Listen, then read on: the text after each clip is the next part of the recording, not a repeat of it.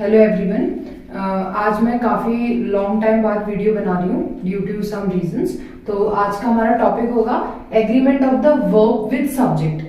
Agreement of the agree means यानी कि हमारा जो सब्जेक्ट है वो वर्ब के साथ एग्री करना चाहिए। एग्री कैसे करेगा? हमारा सब्जेक्ट अगर सिंगुलर होगा तो वर्ब भी सिंगुलर होना चाहिए, अगर हमारा सब्जेक्ट प्लूरल होगा तो वर्ब भी प्लूरल होना चाहिए।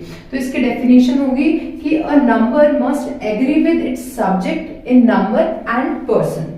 तो हम कुछ एग्जांपल्स देखते हैं इस टॉपिक से related. The quality of mangoes was good. यहाँ पे मैंगोज है बट स्टिल हमने सिंगुलर वर्ब का यूज किया है। क्यों? क्योंकि हम फोकस करेंगे अपने सब्जेक्ट पे। हमारा सब्जेक्ट है क्वालिटी, इसीलिए सब्जेक्ट हमारा सिंगुलर है, इसीलिए हमने वर्ब भी सिंगुलर यूज किया है। नेक्स्ट एग्जांपल आता है qualities of mangoes were good. यानी कि यहाँ पे सिंगुलर, मैंगो तो सिंगुलर है बट हमने प्लूरल वर्ब का यूज किया है, क्योंकि हमारा जो सब्जेक्ट है वो प्लूरल है, इसीलिए हमने प्लूरल वर्ब का यूज किया। नेक्स्ट एग्जांपल आता है the introduction of T, coffee and other beverages was done. Beverages यानी कि वही खाने पीने की चीज है।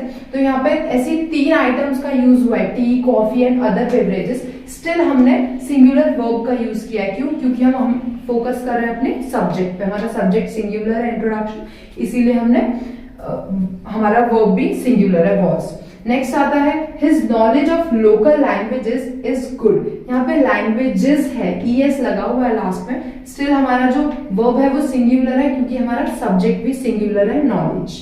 नेक्स्ट आता है the state of his affairs dash not good.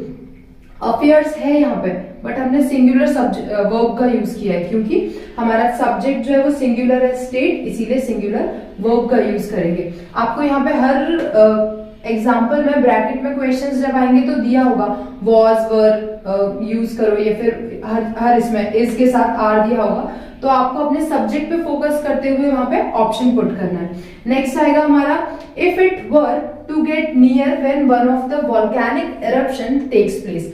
अब ये एक एक्सेप्शनल केस है कि अगर आप किसी भी सेंटेंस में इफ देखेंगे तो उसके साथ हमेशा हम वर्ड यूज करेंगे, यानी कि प्लूरल वर्ब यूज करेंगे। क्यों? क्योंकि अब इस क्वेश्चन का मतलब इस सेंटेंस का मतलब हो जाता है कि काश में एक वॉल्केनिक इरप्शन के पास होता। तो काश यानी कि ये चीज कभी हो नहीं सकती बट स्टिल, तो फिर इसीलिए इसके साथ हम वर्ब का यूज करेंगे। इफ के साथ ऑलवेज अगर इफ आएगा तो उसके साथ वर्ब का यूज करेंगे। नेक्स्ट आता है the results of the recognition of this fact are seen gradual. यानी कि रिजल्ट्स है, हमारा प्लूरल सब्जेक्ट है, तो हम प्लूरल वर्ब का यूज करेंगे। Thank you.